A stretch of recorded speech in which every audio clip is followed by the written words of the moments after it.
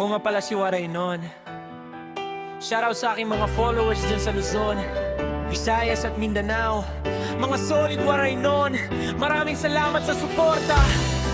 At ngayon, para ito kay Boss Joe, batang taga-Piliw, pet lover noon, nenay mabait ng vet nurse ng Manila. Para sa magulang, para sa pangarap.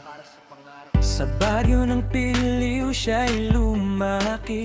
Simple lang ang buhay, puno ng ngiti. Mga alagang aso't pusa sa tabi. Doon nagsimula ang pangarap niya unti-unti. Sa bawat sugat na kanyang ginamot, puso niya'y marahang tumitibok. Pagmamahal sa hayop ay di natatapos. Ang pangarap niya'y maobot.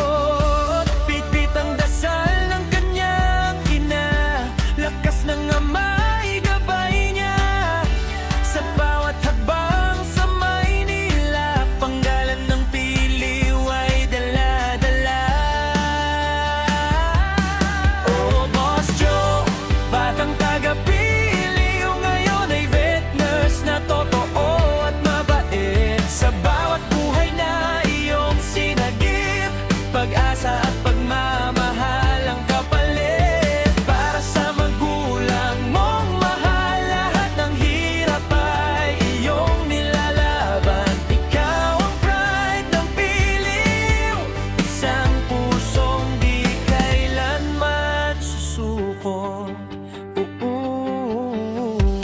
Sa klinik ay pagod man ang katawan, ngunit ngiti laging nandyan.